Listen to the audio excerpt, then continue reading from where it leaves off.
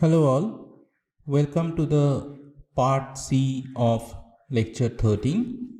In this video, I'm going to talk about how to model non-monotonic relationship between the x and y using R.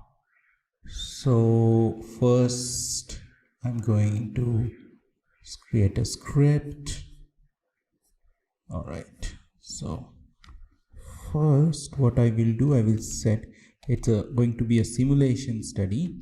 So I'm going to put some number, maybe I'll just draw a sample, random sample between 1:2000 and 1. Okay, 906. I'll put 906, and then maybe I will just simulate 200 sample. Okay, so number of samples that I will simulate. Then I'm going to simulate x, or I will just create a sequence of number between minus pi and pi. So pi is already there, value of pi if you just say, and length gth dot out equal to capital N. So if I just run this, then x will be like 200 values between minus 3.141 and 3.141. So between minus pi and pi, there are 200 grids have been created. Now what I'm going to do is I'm going to simulate some random numbers. I will call it E, or I'll say basically these are going to be my residuals or norm. How many samples? N samples with mean equal to 0, and I'm going to say SD equal to 0.3. okay, now Z, this is going to be my latent variable, but for now Z is going to be like 0.01 plus 0.45 times x plus e. Okay, now if I plot x comma z, say PCH equal to 20 and color equal to say purple.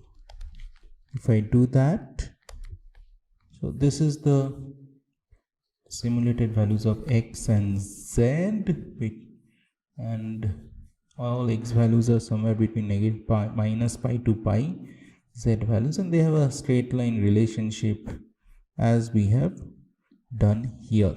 So but z is unobserved, z is latent variable. So what I'm going to do, I'm going to simulate the y's. Okay, so y equal to z. Okay, first I'm going to define the y equal to z, and then I'm going to say that if z is greater than 0, you say 1. If z is less than equal to 0, then y is 0. Now y are all either zeros or 1. Okay, now so y is the observed response. So now I'm going to define the data set D with x and y only. Define data set D with x and y only. We pretend as if we never saw Z. Okay, now what I'm going to do is D equal to cbind dot data dot frame x comma y. Okay, and now if you just say head of D, so these are my x values and these are my y values. So y values are 0 or 1.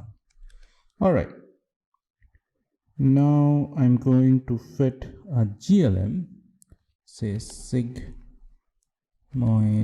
I will just say model 1 is GLM y tilde x comma data equal to D, and I have to say family equal to binomial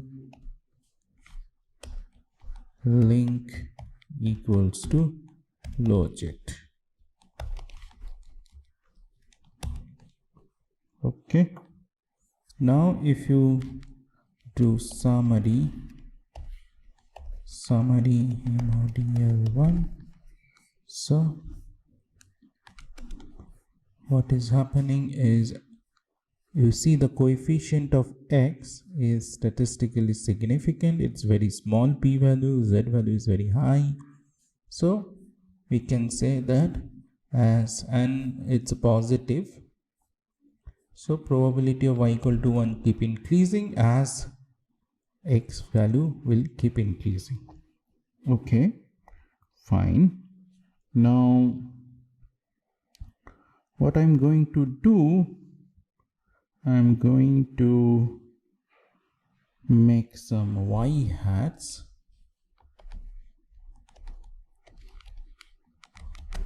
Say predict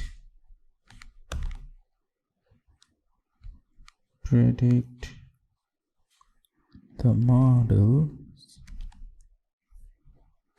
data equal to D and type equal to response.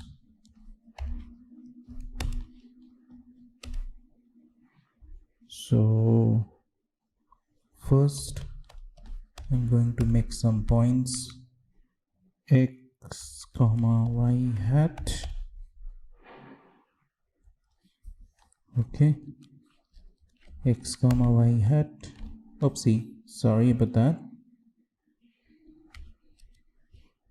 So what I have to do is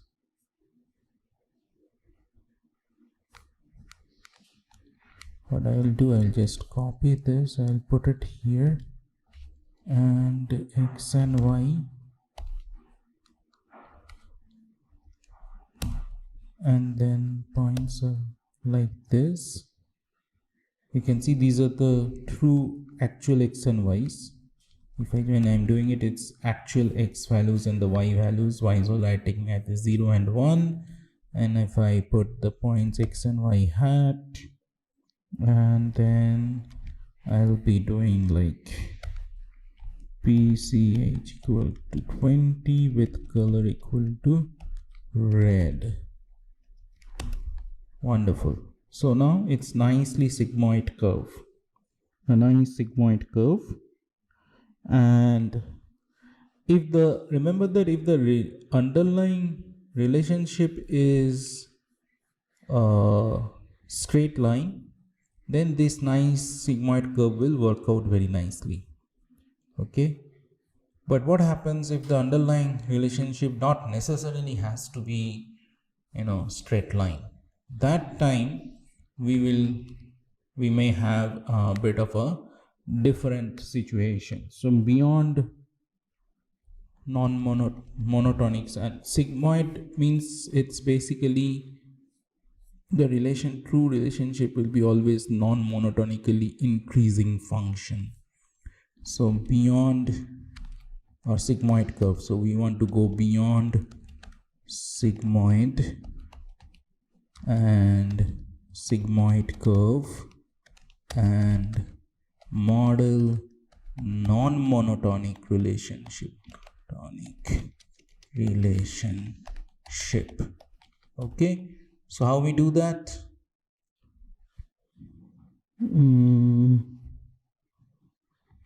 Set dot. So what we will do, we will just copy this part,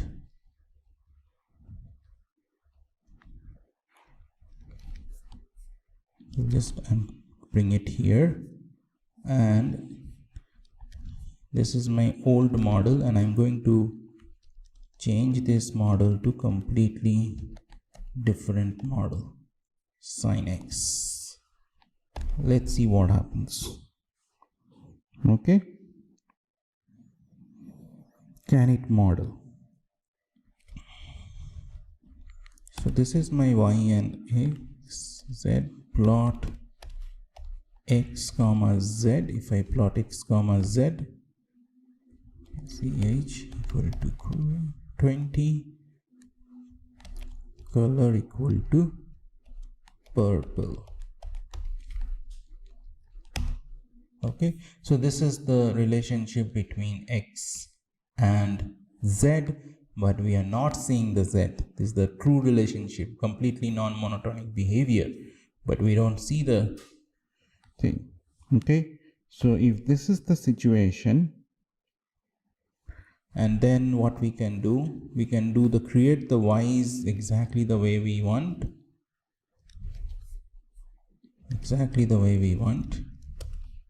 so the y's are now all initially few ones, zeros, and then ones, some zeros, ones. So yeah, so it is not that straightforward. Okay,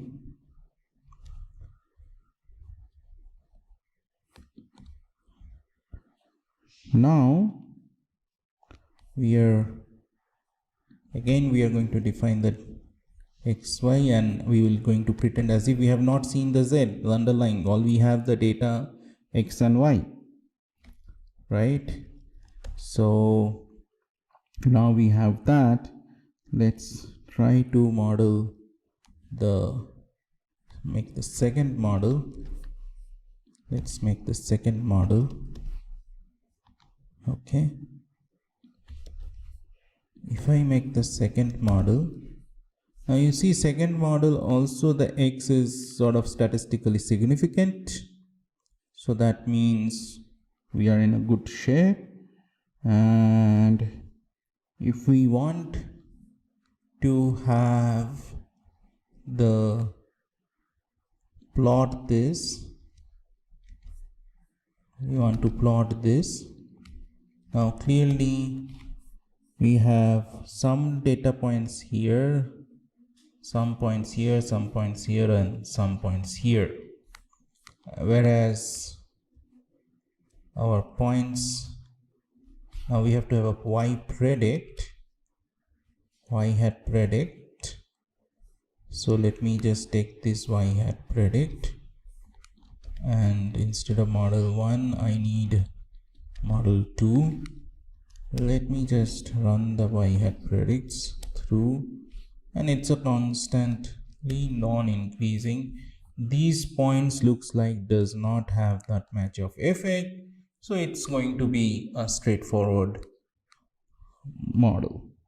However, now what we are thinking is, can we do some non-linear, non-monotonic feature engineering with for non-monotonic relationship,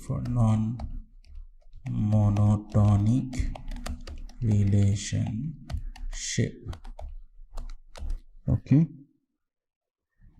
so model 3, and then I'm going to let's take this model directly, and then plus ix plus ix squared, Actually this should be square and this should be cube.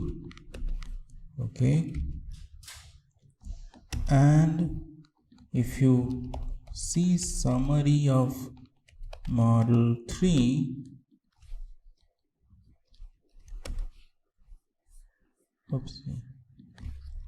summary of model 3, what we are seeing that coefficient for x and coefficient for x cube are statistically significant.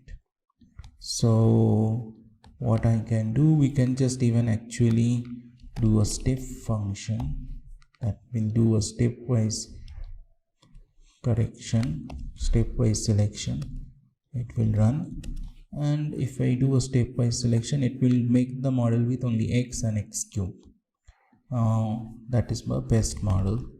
And then what we can do, we can do a prediction based on model 3, and then now we can plot actually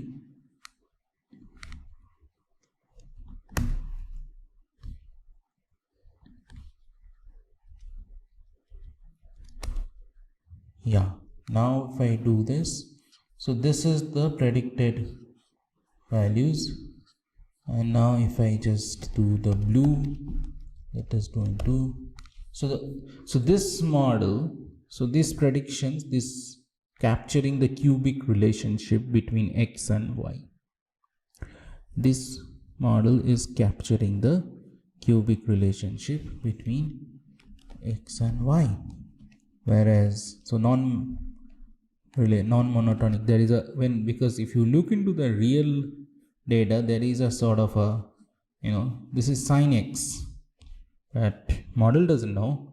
It's when I am giving higher order polynomial, it able to capture that because there are few points here and there, and that's kind of gives you the best kind of fit. So this is really the power of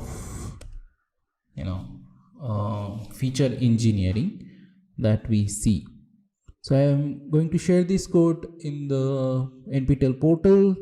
So please have a look, try yourself, try different feature engineering, see how it helps you. Okay, you can try direct sin x, see if you use sin x how good it would be, why not. So good luck with feature engineering on this, but that is how we do in classification, binary classification. So enjoy, see you in the next lecture, next video.